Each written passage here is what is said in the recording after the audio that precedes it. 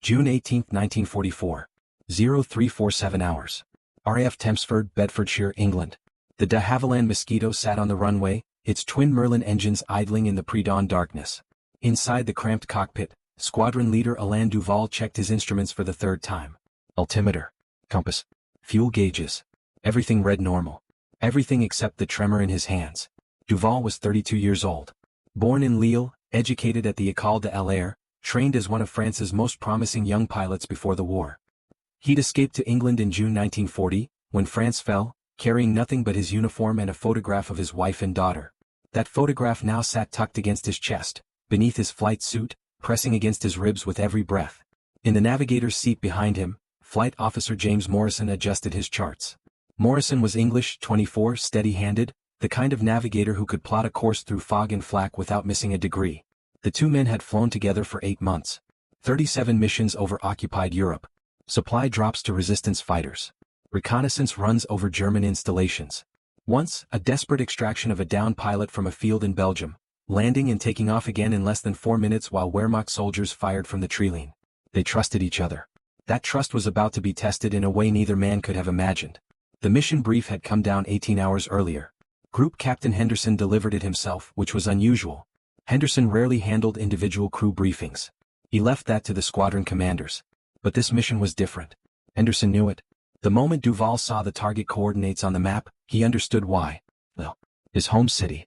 The city where his mother still lived, hidden in an attic apartment on Rue de la Monnaie. The city where he'd walked to school, played football in dusty lots, kissed Marie beneath the chestnut trees in the Jardin Vauban. The city that had been under German occupation for 4 years. And now, the city he was being ordered to destroy. The target wasn't symbolic. It was coldly practical. The Germans had converted the 5's locomotive works on the eastern edge of Lille into a major tank repair facility. Intelligence reports confirmed that over 60 damaged Panzer tanks were being refurbished there, preparing for redeployment to Normandy where Allied forces had been fighting since D-Day 12 days earlier. Every tank repaired at 5's meant more Allied casualties on the beaches. Every day the facility operated meant more young men dying in hedgerows and on blood-soaked sand. High Command had authorized the strike. Destroy the facility. Cripple the tank repair operation. The strategic calculus was simple. But nothing about this mission was simple. The 5's works sat less than 800 meters from residential neighborhoods. The blast radius of a 1,000-pound bomb was approximately 300 meters. The margin for error was razor-thin. If Duval's aim was off by even 50 meters, the bombs would fall on French civilians. On homes and schools and churches. On people he might know. On streets he'd walked 1,000 times. Henderson had been blunt during the briefing. "We understand what we're asking of you, Duval. If you can't fly this mission, say so now. No one will think less of you. But if you do fly it, you fly it precisely. The target must be destroyed. The alternative is unacceptable." Duval had nodded. Said nothing. Accepted the folder of target photos and reconnaissance maps. Saluted. Walked out of Henderson's office with his face carefully neutral, his breathing carefully controlled. Only later, alone in his quarters, had he allowed himself to feel the weight of what he'd been asked to do. Morrison had found him there, sitting on his bunk, staring at the photographs spread across the wool blanket. The navigator had said nothing at first. Just sat down beside him, picked up one of the photos, studied it for a long moment. "Your city?" Morrison said finally. "Not a question." "My city," Duval confirmed. Another long silence. Then Morrison set down the photograph, looked directly at Duval. "We can do this precisely. We've hit smaller targets in worse conditions. If anyone can put those bombs exactly where they need to go, it's us." Duval had wanted to believe him. Needed to believe him. But precision was a relative term. On a good run, in perfect conditions, they might achieve accuracy within 20 meters. 20 meters. The width of a street. The distance between saving lives and ending them. Now, sitting in the cockpit as the engines warmed, Duval thought about his mother. 71 years old. She refused to leave Lille despite his pleading letters. "This is my home," she'd written back. "I was born here. I will die here. The Germans cannot take that from me." She lived alone since his father died in 1942. Pneumonia. Inadequate food. The grinding stress of occupation. Duval had never been able to visit the grave. Never been able to stand where his father was buried and say goodbye properly. He thought about Marie, his wife, who might still be in the city. They'd been separated when France fell. He'd received 2 letters from her through the Red Cross in 1941, both heavily censored, both carefully cheerful in that way that meant she was terrified but didn't want him to worry. Then nothing. No word. No confirmation. For 3 years he'd lived with the uncertainty. She might be in Lille. She might be somewhere else. She might be dead. He thought about his daughter, Elise, who would be 7 years old now if she was alive. He tried to imagine what she looked like. Did she still have those dark curls? Did she remember him? The last time he'd seen her, she'd been 4 years old, crying as he left for the airfield in 1940, not understanding why Papa had to go. The tower crackled in his headset. Raven 3, you are cleared for takeoff. Wind 090 at 8 knots. Good luck. Duval took a breath, released it slowly. His hands steadied on the controls. Morrison, he said. Are we ready? Ready, Morrison replied. His voice was calm, professional. But Duval could hear the tension underneath. Morrison understood what this mission meant, what it might cost. Duval pushed the throttles forward. The Mosquito accelerated down the runway, gathering speed, the runway lights blurring past on either side. At 140 knots he pulled back on the stick. The aircraft lifted smoothly into the darkness, climbing into the empty sky. England fell away beneath them. The North Sea lay ahead, flat and dark, occasionally reflecting moonlight in silver fragments. Beyond that, France. Oh. They flew in silence for the first 30 minutes. There was nothing to say. Both men knew the mission profile by heart. Cross the North Sea. Make landfall near Dunkirk. Turn southeast. Approach Lille from the north, where German anti-aircraft defenses were lightest. Descend to bombing altitude at 2,000 feet. Identify the target using landmark navigation and the moonlight. Release the bombs. Turn sharply west. Climb and run for home. Simple. Clean. Except for the part where he would be dropping high explosives on his own city. At 0442 hours, Morrison called out, coastline ahead. 5 minutes to landfall. Duval could see the dark line of the French coast emerging from the gray darkness.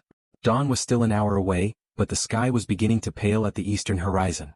Timing was critical. They needed enough light to identify the target accurately.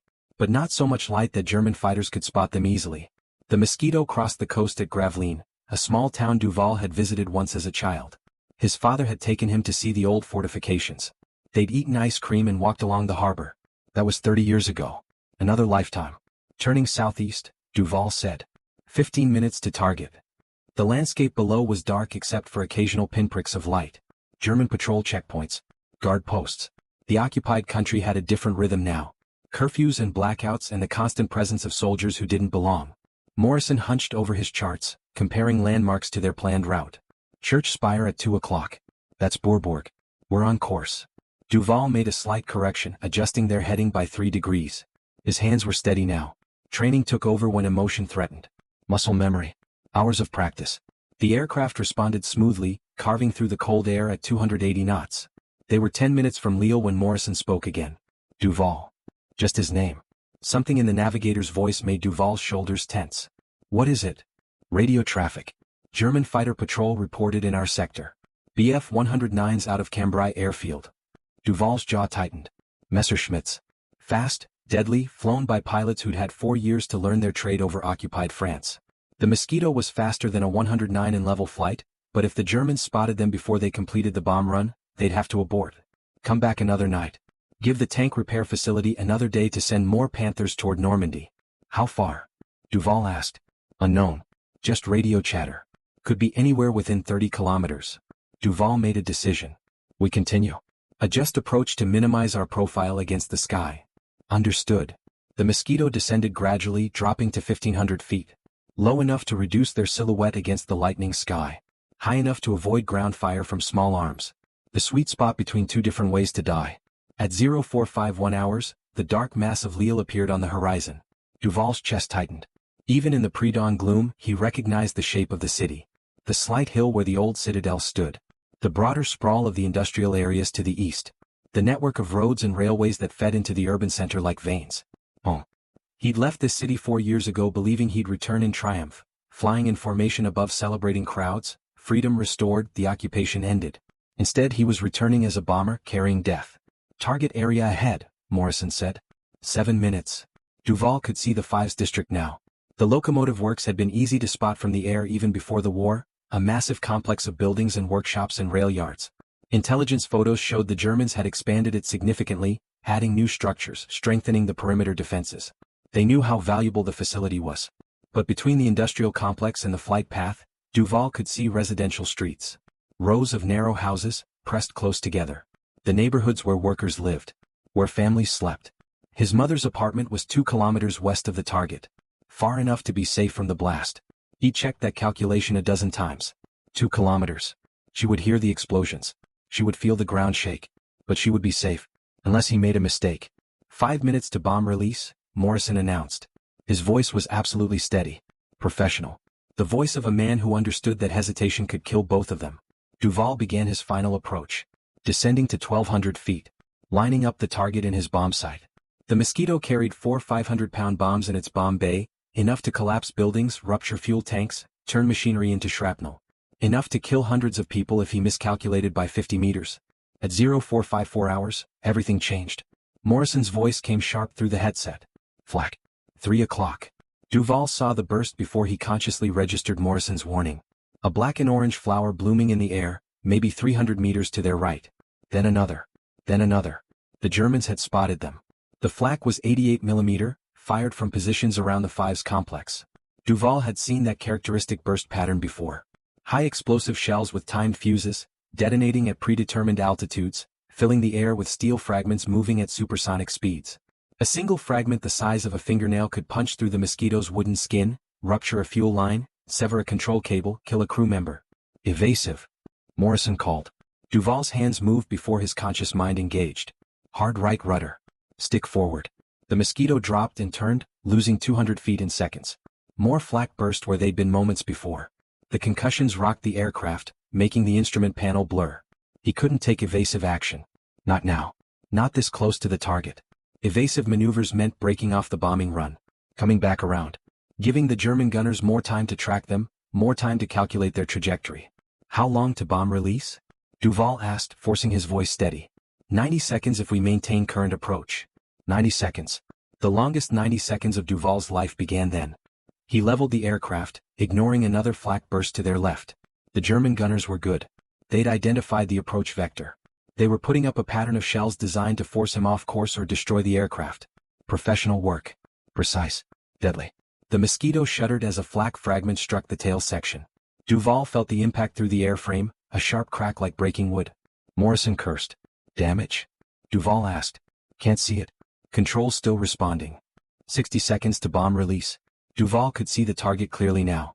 The main workshop buildings of the Fives complex, arranged in a rough rectangle around the central rail yards. Tanks sat in rows outside the largest building, dark shapes in the dim light. The intelligence photos had been accurate. This was the target. This was what High Command wanted destroyed. But Duval could also see the houses beyond the complex. The residential streets pressed close against the industrial area. The Germans had deliberately integrated their military operations into civilian neighborhoods, using French citizens as human shields. If Allied bombers attacked, French people died. The calculation was cold and effective. 40 seconds. Another flak burst, this one closer. Shrapnel pinged against the fuselage like hail on a tin roof. The Mosquito bucked in the turbulent air created by the explosions. Duval fought to keep the aircraft steady, his eyes locked on the bomb sight, willing the crosshairs to line up with the target. Behind him, Morrison was counting down. 30 seconds. 25. Target locked. Duval's finger rested on the bomb release. Every instinct screamed at him to release early, to get the bombs away and turn for home before the German gunners found their range. But releasing early meant the bombs would fall short. Would hit the residential area. Would kill French civilians. 20 seconds. He thought about his mother. Thought about Marie and Elise. Thought about all the families sleeping in those houses below, unaware that death was approaching at 280 knots. 15 seconds. The flak was continuous now. The German gunners had their range. Every second he stayed on this heading was a second closer to being shot down. Morrison had stopped counting. Was just breathing. Trusting Duval to make the right choice. 10 seconds. Duval saw a tank in the yard below. Saw the German eagle painted on its turret. Saw the figure of a soldier walking between the buildings, tiny from this altitude but unmistakably human. German or French forced laborer, he couldn't tell. Didn't matter. If those bombs fell accurately, that person would die. 5 seconds. The crosshairs settled on the main workshop building. The building where intelligence said the Germans had concentrated their tank repair operations. The building that had to be destroyed to save Allied lives on the beaches of Normandy. 2 seconds. Duval pressed the bomb release. The Mosquito lurched upward as 2 tons of high explosive dropped from the bomb bay. Duval immediately threw the aircraft into a hard left turn, maximum power, climbing and turning simultaneously, desperate to get away from the flak pattern. Behind them, Morrison watched through the rear observation window. Bombs away. Time to impact 7 seconds. 6. 5. The flak continued. A burst caught them square on, the concussion violent enough to crack the cockpit glass. Duval felt something hot sting his cheek. Blood. A small fragment had pierced the canopy, missing his eye by centimeters. 4, 3, 2. Impact. Duval didn't turn to look. Couldn't bring himself to see what he'd done. But he felt the explosions even at their climbing distance. Felt the shock waves roll through the air. Felt the Mosquito buffet as pressure waves caught up with them. Morrison was silent for a long moment. Then quietly, direct hits. Main workshop is burning. Secondary explosions. The tank park is, Jesus. Don't, Duval said. Just navigate us home. The flak had stopped. The German gunners had more pressing concerns than a single departing aircraft. Duval pushed the Mosquito to maximum speed, climbing hard, putting distance between them and Lille as fast as the Merlin engines could manage. They were 5 minutes away, streaking northwest toward the coast, when Morrison spoke again. His voice was strange. Tight. Duval. The bombs. They didn't all hit the workshop. Duval's hands froze on the controls. What?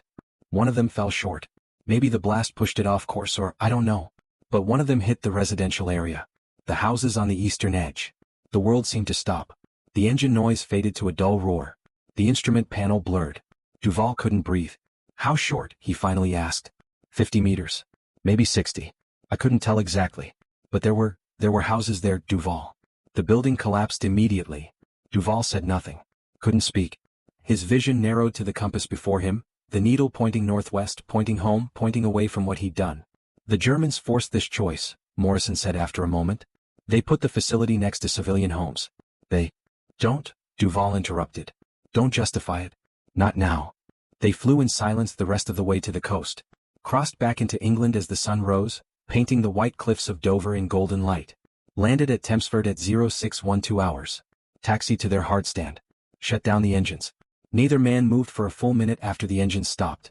Just sat in the sudden quiet, listening to the tick of cooling metal, the distant call of morning birds, the everyday sounds of a world that hadn't changed while their world had transformed completely. Group Captain Henderson was waiting in the debriefing room. He stood when Duval and Morrison entered, his expression carefully neutral. Henderson had been a pilot himself in the last war. He knew what happened in the air. Knew the gap between mission plans and mission reality. Report, he said simply. Morrison delivered the assessment. Target destroyed. Primary objective achieved. Tank repair facility in flames, secondary explosions indicating fuel and ammunition stores were hit.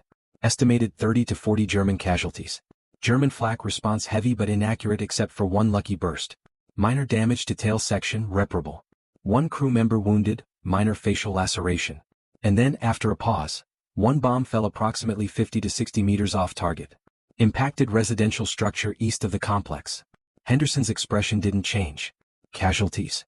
Unknown, sir. Couldn't assess from altitude. Henderson turned to Duval. Squadron leader? Duval stood at attention, his face blank. The mission was completed as ordered, sir. The target was destroyed. That's not what I asked. Duval met Henderson's eyes. French civilians were likely killed by ordnance released under my command. Exact number unknown.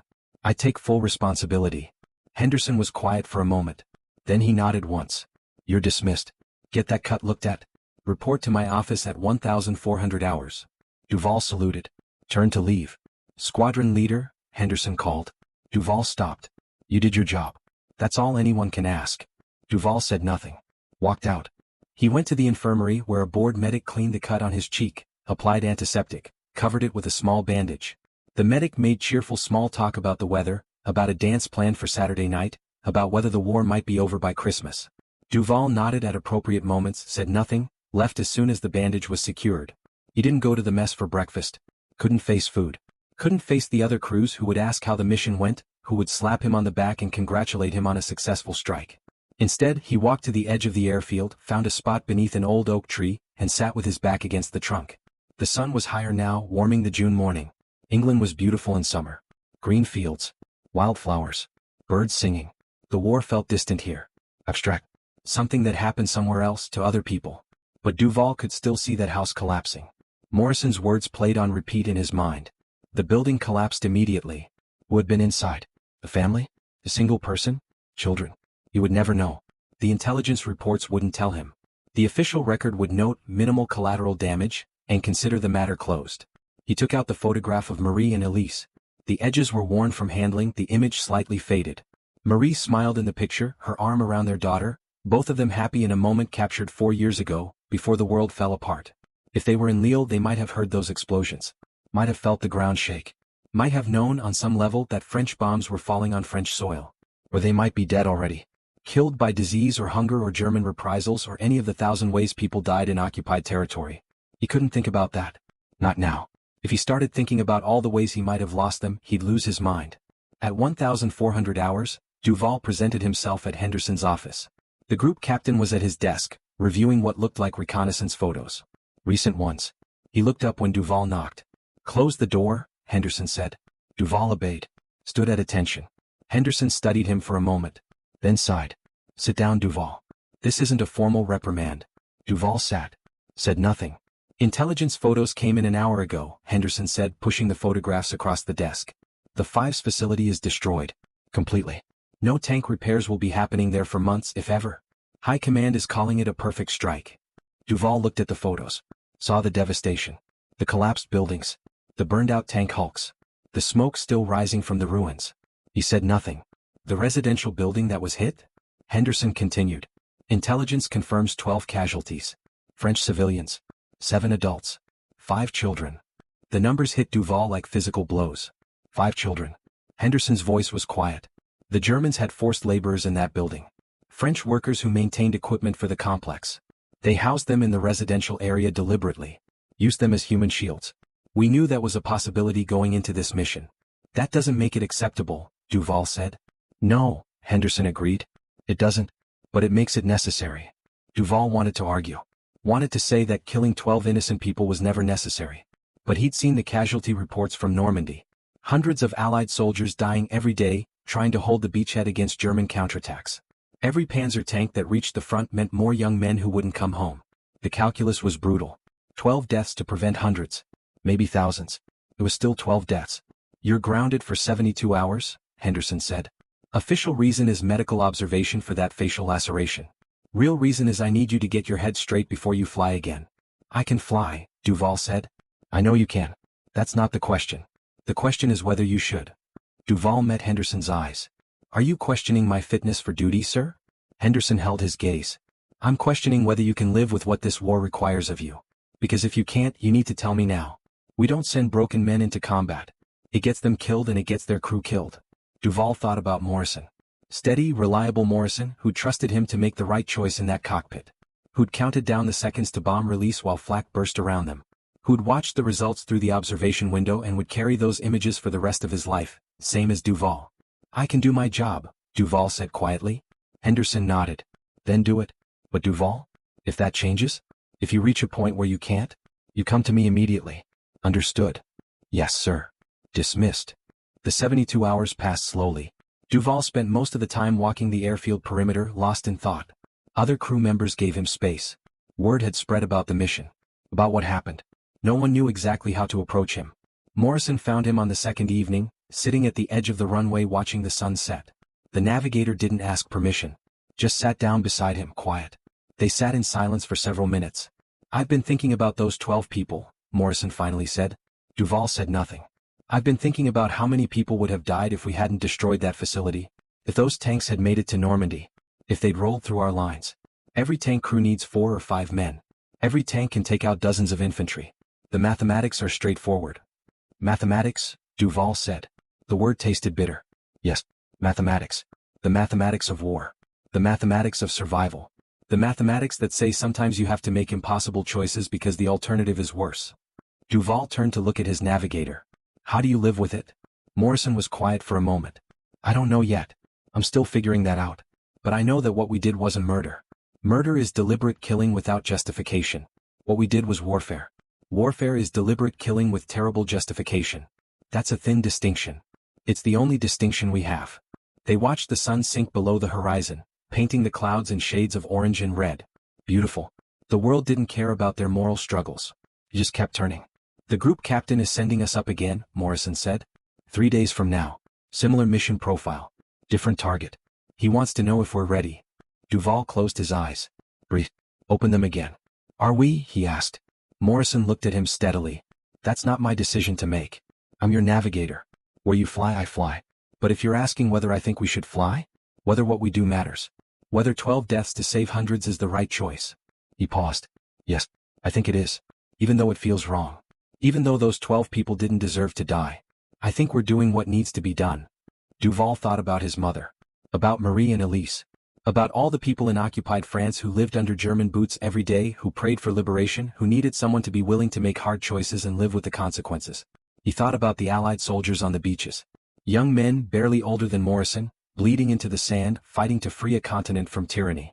He thought about those 5 children in that collapsed building. Children who would never grow up. Never fall in love. Never see peace return. There was no good answer. No clean choice. Just a series of terrible options, each one carved from the others with sharp edges that cut no matter which way you turned. I'll be ready, Duval said quietly. Morrison nodded. Then so will I. Squadron Leader Alain Duval flew 43 more missions before the war ended. He bombed railway yards and munitions factories, bridges and communication centers. He flew through flak and fighter attacks. He watched cities burn and heard the distant screams of people trapped in the devastation below. He survived every mission. On May 8, 1945, victory in Europe was declared. Duval was at Tempsford when the announcement came through. The base erupted in celebration. Men who'd been flying combat missions for years finally allowed themselves to believe they might actually live through this war. There was drinking and singing and tears of relief. Duval walked away from the celebration. Found a quiet spot at the edge of the airfield. Sat down. Stared at nothing. Morrison found him there an hour later. The navigator was slightly drunk, cheerfully so, carrying 2 bottles of beer. He handed one to Duval without a word. Sat down beside him. They drank in silence for a while. It's over, Morrison finally said. We made it. Duval nodded. But he couldn't feel the relief everyone else seemed to be experiencing. Couldn't let himself celebrate. Not yet. Not until he knew. 3 weeks later, Duval received permission to return to France. The first time in 5 years. He took a military transport to Paris, then caught a series of trains and military convoys north toward Lille. The journey that should have taken a few hours took 2 days. France was in chaos. Refugees returning. Collaborators being arrested. The machinery of occupation being dismantled. Lille itself was damaged but standing. The Germans had retreated without destroying the city. Too fast. Too desperate to get away from the Allied advance. Duval walked through streets he'd known as a child. Everything was familiar and alien simultaneously. The buildings were the same but scarred now. Bullet holes in walls. Missing windows. The marks of years under occupation. He made his way to Rue de la Monnaie. To his mother's apartment building. Climbed the stairs with his heart pounding. Knocked on the door. His mother answered. 75 years old now. Thinner than he remembered. Grayer. But alive. She stared at him for a long moment. Then started crying. Pulled him into her arms. They sat in her small apartment, drinking weak tea, and she told him about the war. About the hunger and fear. About friends who disappeared. About the day the Germans rounded up Jewish families from the neighborhood. About the constant uncertainty. And she told him about June 18, 1944. We heard the explosions, she said. Everyone heard them. The whole city shook. The Germans said it was an accident. An Allied bomb that went astray. But we knew. We understood. The Fives facility had to be destroyed. Duval's hands trembled on his teacup. 12 people died, his mother continued. In the building next to the factory. Workers who'd been forced to maintain German equipment. I knew 2 of them. Madame Duchamp. She had 3 children. They all died when the building collapsed. Duval closed his eyes. Couldn't speak. His mother reached across the table. Took his hand. When he looked at her, her expression was gentle. Understanding. You were the pilot, she said. Not a question. He nodded. The city knew it was a French crew, she said. The Germans didn't tell us that, but we knew. We could tell by how precise the strike was. How careful. How only the factory was destroyed and just one building beside it. If it had been an American crew who didn't know Lille, who didn't care about minimizing French casualties, the whole neighborhood would have been flattened. 12 people died, Duval repeated. 5 of them children. Yes, his mother said quietly. And hundreds of Allied soldiers lived because you destroyed that tank facility. Thousands maybe. And those soldiers liberated France. Liberated us. Freed us from 4 years of occupation. She squeezed his hand. I'm not saying those 12 deaths don't matter. They do. Every death matters. But Alain, if you hadn't bombed that factory, someone else had done it less carefully, more people would have died. And if no one had bombed it at all, the war would have lasted longer. More soldiers would have died. More civilians would have starved. More people would have disappeared into camps. Duval wanted to accept that. Wanted to believe that his choices had been the least terrible option among terrible options. But the image of that collapsing building wouldn't leave him. The knowledge that he'd killed 5 children wouldn't fade. Does it get easier? He asked. Living with it? His mother was quiet for a long moment. No, she finally said. But it becomes bearable. And that's different. You learn to carry it. You learn that you can do terrible things for good reasons and still be a good man. The war demanded that of all of us. They sat together in the afternoon light streaming through the window. Mother and son. Survivors. Both carrying weights they'd never fully set down. Outside, church bells rang. France was free. The war was over. Life would continue. But some things would never be the same. Alain Duval never found Marie or Elise. He spent months searching. Placed inquiries with the Red Cross. Checked displacement camp records. Interviewed survivors. The trail went cold in 1942. Marie and Elise had been in Lille until then. Then they'd vanished from all records. No death certificates. No transport manifests. No witness accounts. Just absence. There were many possible explanations. None of them good. They might have died from disease or hunger, common in the later years of occupation. They might have been arrested by the Gestapo, accused of resistance activity, real or imagined. They might have fled to another city and been killed in an air raid or artillery barrage. Or they might have been among the thousands who were simply never accounted for. Who disappeared into the chaos of war and left no trace behind. Duval held on to hope longer than was rational. Kept believing he might walk around a corner and see Marie's face. Kept imagining Elise grown into a young woman, alive somewhere waiting to be found. Eventually hope faded into acceptance. They were gone. He would never know exactly what happened to them. He would carry that uncertainty for the rest of his life. In 1947, Duval returned to Lille permanently. Moved into his mother's apartment. Found work as a civil aviation instructor, teaching the next generation of French pilots. He never flew combat again. Never wanted to. He lived quietly. Attended church on Sundays though he struggled with faith. Took long walks through the city relearning streets he'd known as a child. Became known in the neighborhood as the quiet veteran who kept to himself. On June 18th every year, he visited the cemetery where the 12 civilians were buried. Brought flowers. Stood in silence. No one knew who he was. No one connected the quiet middle-aged man with the pilot who dropped the bomb that killed them. Morrison visited once in 1953. They hadn't seen each other since 1945. The former navigator had married, had children, become a schoolteacher in Yorkshire. He looked older, grayer, but still had that steady presence Duval remembered from the cockpit. They walked through Lille together. Duval showed Morrison where the Fives facility had been. Where the residential building had stood. The city had rebuilt. New structures occupied the spaces where old ones had been destroyed. You had to know where to look to see the scars. Do you regret it? Morrison asked at one point. Duval thought for a long time. No, he finally said. I regret that it was necessary. I regret that the war created situations where such choices had to be made. But the choice itself? Given what I knew at the time, given what needed to be done? No, I don't regret it. Morrison nodded. Good. That's good. They didn't need to say more. They'd shared something that couldn't be fully expressed in words. A moment of absolute clarity in the worst possible circumstances. A decision that would define both their lives. Morrison left the next day. Promised to write. Never did. Duval understood. Some connections could only exist in the context of war. Peace changed everything. Duval's mother died in 1959. He buried her in the same cemetery where the 12 civilians were laid to rest. After the funeral he stood at their graves, all 13 now, and spoke to them for the first time. I'm sorry, he said simply. For all of it. The wind moved through the trees. Traffic hummed in the distance. Life continued. Squadron Leader Alain Duval died on March 3, 1982, at age 70. Peaceful. In his sleep. His heart simply stopped beating. He left behind no children. No immediate family. A handful of acquaintances who remembered him as polite but distant. A generation of students who'd learned to fly under his instruction and remembered him as patient and precise. His obituary in the local paper was 3 sentences long. Noted his service in the war. Mentioned his work as a flight instructor. Nothing more. But in his personal effects, his executor found a box. Inside were his wartime logs. His decorations never displayed. Photographs of missions. Letters from Henderson and other RAF officers. And a separate envelope, sealed, marked with a single date, June 18, 1944. Inside was a handwritten account of the Lille mission. Everything. The target briefing. The flight. The flak. The decision. The aftermath. Every detail recorded in Duval's careful script.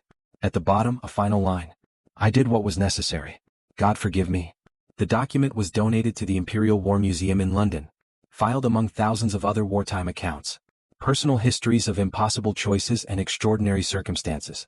Evidence that war demands terrible things from ordinary people and changes them forever. Historians debate the ethics of strategic bombing campaigns. The balance between military necessity and humanitarian cost. The moral calculus that says some civilian deaths are acceptable if they save more lives elsewhere. There are no clean answers. Just complicated questions and the ghosts of people who never got to make their own choices about whether their deaths served a greater good. The Five's locomotive works was never rebuilt. The site remained empty for decades after the war. Eventually the city built a park there. Green space. Playground equipment. A small memorial plaque noting that French forced laborers died on this site during the German occupation. The plaque doesn't mention how they died. Doesn't name the pilot or the aircraft or the mission. Just acknowledges that loss occurred here. That people suffered. That war took a toll measured in more than military casualties. In the modern archives of the French resistance, researchers have found passing references to June 18, 1944. Resistance fighters in Lille documented the strike. Noted its precision. Recorded that the German tank facility was destroyed with minimal collateral damage. One entry written by a resistance member identified only as Jacques includes this line. The pilot who bombed the Five's factory knew exactly what he was destroying. He knew the cost. He bombed anyway. That is courage of a kind most of us will never have to demonstrate. Morrison outlived Duval by 14 years. When he died in 1996, his family found letters from Duval among his possessions.